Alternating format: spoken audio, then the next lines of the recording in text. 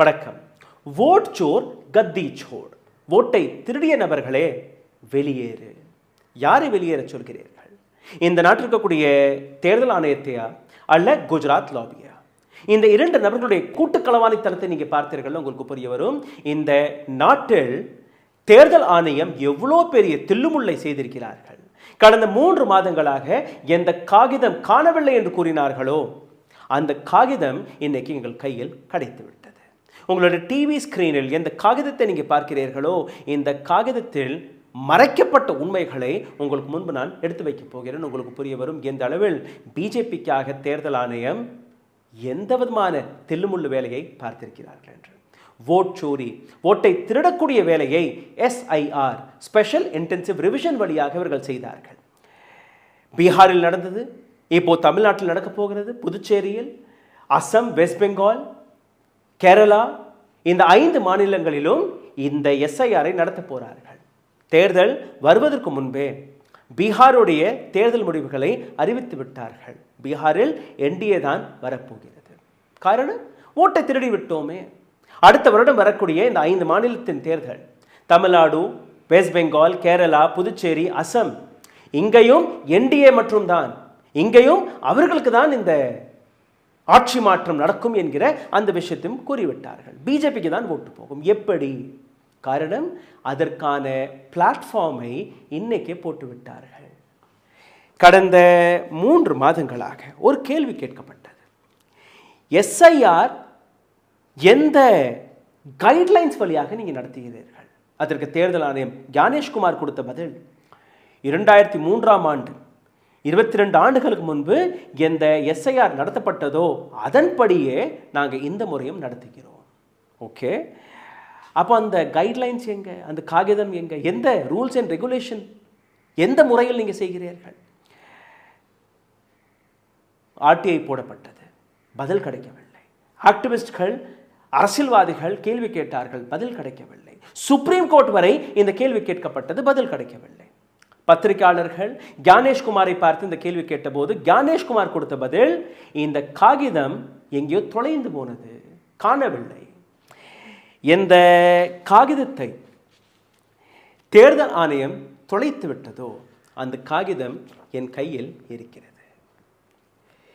எதற்காக இந்த காகிதத்தை கடந்த 3 மாதங்களாக குஜராத் லாபி ஞானேஷ்குமார் ஒளித்து வைத்திருந்தார்? அதற்கான அர்த்தத்தை இந்த பதிவில் நீங்கள் புரிய வைக்கிறீர்கள். அந்த அளவில் இவர்கள் ஓட்டு திருட்டுக்கான அந்த அடித்தளத்தை போட்டிருக்கிறார்கள். இதற்கு மேல் எந்த தேர்தலையுமே நீங்கள் நேர்மையான முறையில் நம்பவே முடியாது. அந்த அளவில் இந்த காகிதம் எக்ஸ்போஸ் செய்யக்கூடிய வேலையை பார்க்க போகிறது. அதனால் இந்த வீடியோவை கடைசி வரை பாருங்கள். அதற்கு முன்பு ஒரு சிறிய கோரிக்கை. எங்களுடைய வீடியோக்களை கடந்த 15 நாட்களாக 20 நாட்களாக முடக்கக்கூடிய வேலையை பார்க்க தொடங்கிவிட்டார்கள். எங்களோட வீடியோக்கள் 10,000-ஐ தாண்டுவதல்ல. காரணம், உங்களுக்கு முன்பு நாங்கள் எடுத்து வைக்கக்கூடிய இது போன்ற உண்மைகள், டாக்குமெண்ட்ஸ்கள், ரெக்கார்ட்ஸ்கள், ரிப்போர்ட்ஸ்கள், இதிலிருந்து மீட்டெடுப்பதற்காக உங்களுடைய உதவி தேவைப்படுகிறது. நீங்கள் செய்ய வேண்டிய 2 வேலை மற்றும் தான். இந்த வீடியோவை பார்த்து கொண்டிருக்கும் போதே உங்களுடைய கருத்துக்களை கீழே கமெண்ட்கள் எழுதி விடுங்கள். ஹாய், ஹலோ, வணக்கம். அதை தாண்டி இந்த பதிவை பற்றின உங்களுடைய கேள்வி, கருத்து, லைக் போடுங்கள், ஷேர் பட்டனை தட்டி விடுங்கள். சப்ஸ்கிரைப் செய்யாத நபர்கள் அதையும் செய்துவிட்டாலே போதும். இந்த வீடியோவை லட்சக்கணக்கான நபர்களும் கொண்டு போய் சேர்க்கலாம். சரி, இந்த ரிப்போர்ட்டில் என்னெல்லாம் ஒழிக்கப்பட்டது, மறைக்கப்பட்டது, அதை நாம் இன்னைக்கு எக்ஸ்போஸ் செய்ய போகிறோம். 2003ஆம் ஆண்டு எந்த கைட்லைன்ஸ் வழியாக இன்னைக்கு நடக்கக்கூடிய எஸ்ஐஆரை நாங்கள் நாடு முழுவதும் நடக்கப் போகிறோம் என்று கூறுகிறாரோ அதற்கான உண்மை என்ன, அதை நீங்கள் பாருங்கள். முதல் கேள்வி, what did the election commission claim about 2003? 2003ஆம் ஆண்டு எந்த விதமான கிளைமை ஞானேஷ்குமார் அவர்கள் எடுத்து வைத்தார்? அதை நீங்கள் பார்த்தீர்கள்னா, கரண்ட் ஆக்ஷன், இப்போ நடக்கக்கூடிய இந்த எஸ்ஐஆர் 2003ஆம் ஆண்டு எந்த கைட்லைன்ஸ் கொடுக்கப்பட்டதோ அதன்படி தான் நடக்கிறது. ஆர்டிஐ, ரிப்போர்ட்டர்ஸ்கள், ஆக்டிவிஸ்ட்கள் அனைவருமே இந்த காகிதத்தை கேட்டார்கள். யாருக்குமே இந்த காகிதத்தை கொடுக்கவில்லை. அப்படி எதைத்தான் இவர்கள் மறைத்தார்கள்? அதை நீங்கள் பார்த்தீர்கள்னா, 3 மிகப்பெரிய பொய்களை இவர்கள் எடுத்து வைத்திருக்கிறார்கள். முதல் பொய், எனுமரேஷன் அண்ட் டெட்லைன் இன் 2003. இது வந்து claim.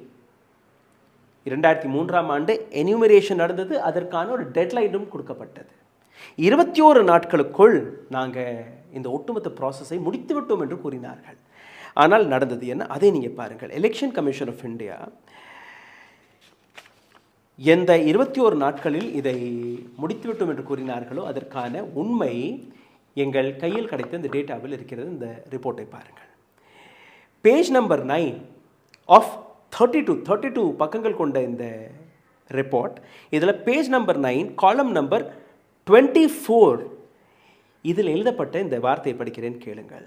The enumerator will sign both the copies of record of enumeration and hand over the carbon copy to the head or senior adult member of the house from whom the information was obtained after taking signature on declaration printed on reverse side of the document or record. 8 கோடி மக்களிடம் தேர்தல் ஆணையம் என்ன கூறியது? நீங்கள் ஃபார்மை நிரப்பணும் என்று. இங்கே என்ன எழுதியிருக்கிறது? யாரும் ஃபார்மை நிரப்பக்கூடாது.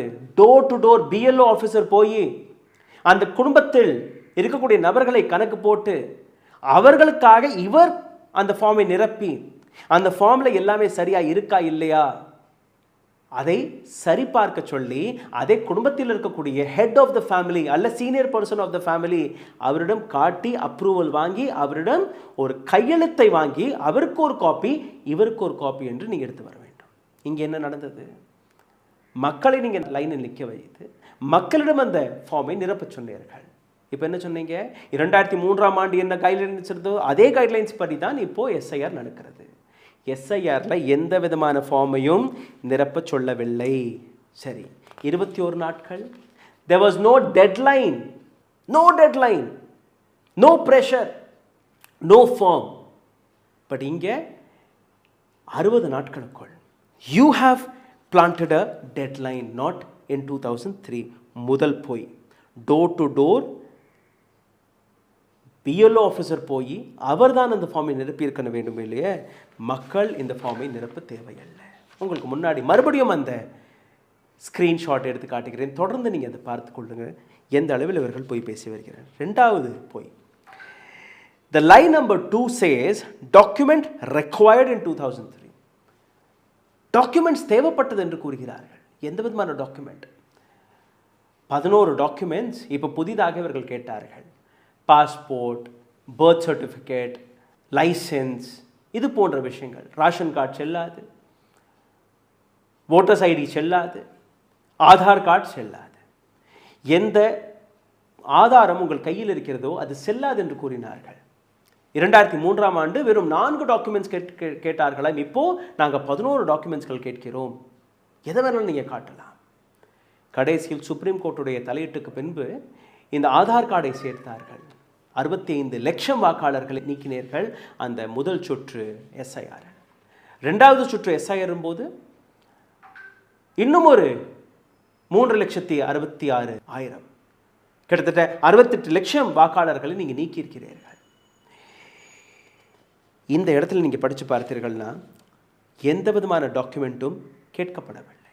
There was no document asked as per 2003 guidelines, SIR guidelines. அடுத்தபடியாக 3வது போய் எடுத்து காட்டுகிறேன் பாருங்கள். எதற்காக இவர்கள் மறைக்கிறார்கள்? சிட்டிசன்ஷிப் வெரிஃபிகேஷன் இன் 2003. 2003ஆம் ஆண்டே இந்த நாட்டில் சிட்டிசன்ஷிப்கான அந்த வெரிஃபிகேஷன் ப்ராசஸ் நடத்தி முடித்து விட்டோம். உண்மை என்ன? இது வந்து claim by election commission. What is the reality, truth? Paragraph number 32 இதை நீங்கள் படித்து பார்த்தீர்கள், உங்களுக்கு புரிய வரும். எந்த விதமான சிட்டிசன்ஷிப் ப்ரூஃபும் கேட்கப்படக்கூடாது. பிஎல்ஓ ஆஃபீஸர் எந்த விதமான சிட்டிசன்ஷிப்கான அந்த டாக்குமெண்ட்டை கேட்கவே கூடாது. தெளிவாக எழுதியிருக்கிறார்கள். Determine the citizenship of an individual. It is clearly says, it is clarified that it is not a job of the enumerator.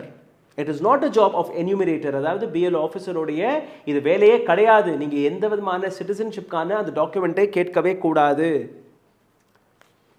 எங்கே ஆப்ஜெக்ஷன்ஸ்கள் வெளிவந்ததோ, எங்கெல்லாம் கேள்விகள் கேட்கப்பட்டதோ, சந்தேகப்பட்ட நபர்கள் மீது இந்த ஆப்ஷன் வந்தது. அதுவும் பிஎல்ஓ ஆஃபீஸர் கிடையாது, உயரதிகாரி. அவரிடம் அந்த கம்ப்ளைண்ட் போகும்போது அவர் நேரடியாக வந்து விசாரித்து அந்த டாக்குமெண்ட்ஸ்களை கேட்கலாம். அனைவருமே இந்த டாக்குமெண்ட்ஸ் கொடுக்க தேவையில்லை. பிஎல்ஓ ஆஃபீஸர் இந்த டாக்குமெண்ட்டை கேட்கவே கூடாது.